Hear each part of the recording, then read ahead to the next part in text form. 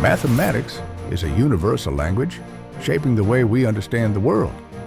From the simple counting systems of ancient civilizations to the complex theories of modern science, the history of mathematics reflects humanity's continuous quest for knowledge and order. Let's take a walk across centuries over the history of mathematics, exploring the key developments, influential figures, and cultural milestones that have shaped the evolution of mathematics through the ages.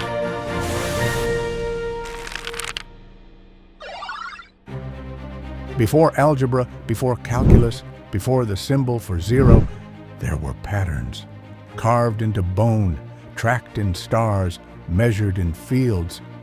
The earliest mathematics wasn't abstraction, it was survival. In ancient Mesopotamia, civilizations like Sumeria and Babylonia, math was bureaucratic magic. Clay tablets recorded transactions, land divisions, and celestial events. The Babylonians gave us base 60, a system still ticking in our clocks and circles. Meanwhile, in Egypt, math flowed with the Nile. The Rind and Moscow papyri showed geometry born of floodplains, calculating areas, building pyramids, aligning tombs with stars. In India, the Vedic text described the cosmic cycles and rituals precisely, down to syllables and seconds. Mathematics there fused with spirituality. The Sulba Sutras revealed early geometry, square roots, and even proto-trigonometry. Across the sea, the Greeks transformed math from tool to truth. Thales predicted eclipses. Pythagoras saw numbers in everything: music, form, soul. His theorem wasn't just about triangles, it was philosophy. Euclid of Alexandria compiled the Elements, a foundational mathematical text. Over 2,000 years later, it's still studied. Geometry became an ideal: axioms, proofs, and the deductive method. Then came Archimedes, the genius who ran naked shouting, "Eureka!" He calculated areas under curves, approximated pi, but also designed war machines. He mixed pure math with practical genius. In China, composed by several generations of Chinese scholars, the book 9 Chapters on the Mathematical Art had systematized practical mathematical solutions for linear equations, surveying, and taxation problems. Additionally, Liu Hu, a Chinese mathematician who added commentary on the 9 Chapters on the Mathematical Art, included a proof of the Pythagorean theorem and theorems in solid geometry. The Romans, pragmatic as ever, borrowed Greek math, but preferred using it for their many feats of incredible engineering. They built aqueducts, massive road networks, calendars, but the Roman numerals remained stubbornly non-positional. In Alexandria, however, tragedy struck the progress of mathematics. Hypatia, the first known woman mathematician, head of the Neoplatonist school of philosophy at the Alexandrian Museum, was murdered by a fanatical Christian mob. Her murder shocked the empire. Soon, libraries burned, empires fell, and for much of Europe, sadly, mathematics dimmed. But knowledge never fully dies. In India, zero was being born. In China, counting rods evolved. In the sands of the Islamic world, a new dawn awaited.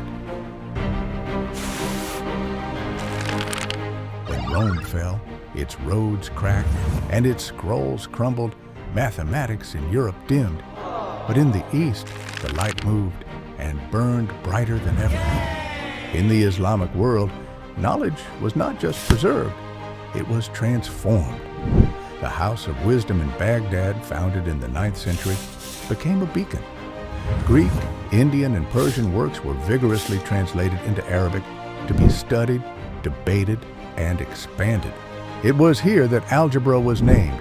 Al-Khawarizmi, a Persian polymath, wrote Kitab al-Jabr wal-Muqabala, the compendious book on calculation. He didn't just solve equations, he built a system. His name, Al-Khawarizmi, later on became the well-known algorithm. Islamic mathematicians extended trigonometry beyond the Greeks, developing sine, cosine, and tangent, tools vital for astronomy and navigation. They drew on Indian numerals, embracing zero, place value, and the decimal system, centuries before Europeans did.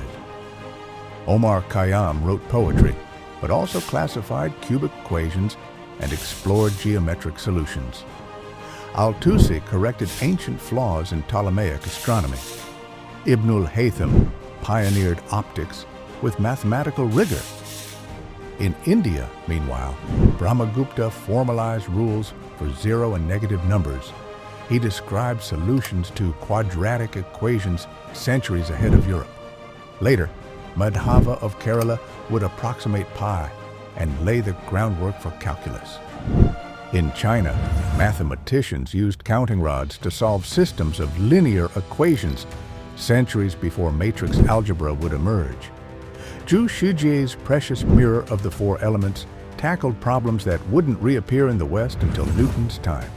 Back in Europe, the torch began to flicker again. Fibonacci, returning from North Africa in 1202, introduced Hindu-Arabic numerals to Europe through his Liber Abaci. He brought not just numbers, but ways of thinking. Universities sprouted: Paris, Oxford, Bologna. Scholastics like Thomas Bradwardine applied math to motion.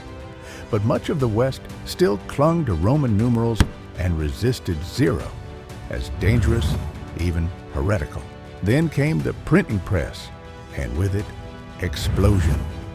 Texts once guarded in monasteries now spread, translation bridged worlds, and in 1545, Italian mathematician Cardano published Ars Magna, revealing solutions to cubic and quartic equations.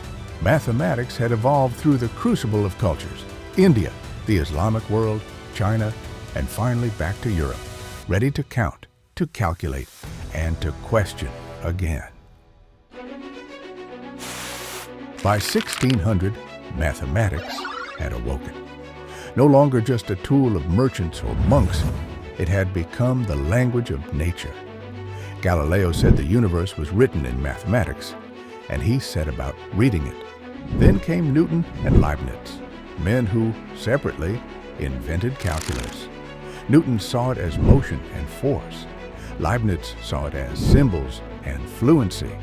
Between them, they gave us the machinery to describe everything, from planetary orbits to economies.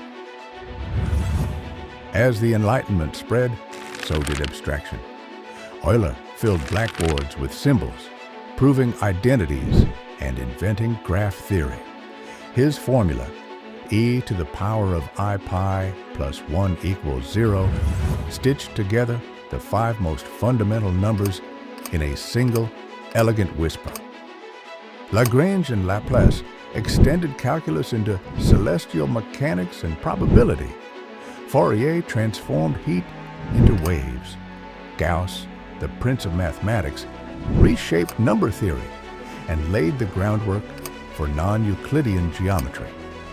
In the 19th century, math grew strange. Cantor explored the infinite and found it came in sizes. Riemann bent geometry into curved spaces. This would one day allow Einstein to bend space-time itself. Boole turned logic into algebra. Grassmann turned geometry into vectors. Mathematics was no longer just about solving. It was about constructing whole new worlds. Then came the 20th century, an explosion. Gödel shattered certainty with his incompleteness theorems. Some truths, he proved, can never be proven. Hilbert's dream of mathematical completeness cracked. Meanwhile, Turing imagined a machine that could compute anything, giving birth to computer science. Von Neumann built architectures. Shannon birthed information theory. Mathematics became codes, logics, and circuits. Chaos theory showed order within disorder. Fractals emerged. Geometry too wild for Euclid? Mandelbrot zoomed into infinity, finding beauty at every scale. Quantum mechanics needed Hilbert spaces and complex probabilities. General relativity bent geometry to gravity. Math now described not just the real, but the barely real, the entangled, the uncertain. In the 21st century that we know today, mathematics drives the world. Algorithms curating thoughts, AI solving proofs, cryptography guarding secrets. It's etched into circuits, stocks, climate models, genomes, in every conceivable aspects of modern industries. But even now, math is not finished. The Riemann hypothesis remains unsolved. P versus NP taunts contemporary mathematicians. Math expands not because it must, but because it can. Do you like this video? We have another one like it. Subscribe to our Miscellaneous channel to be sure you not miss out on anything.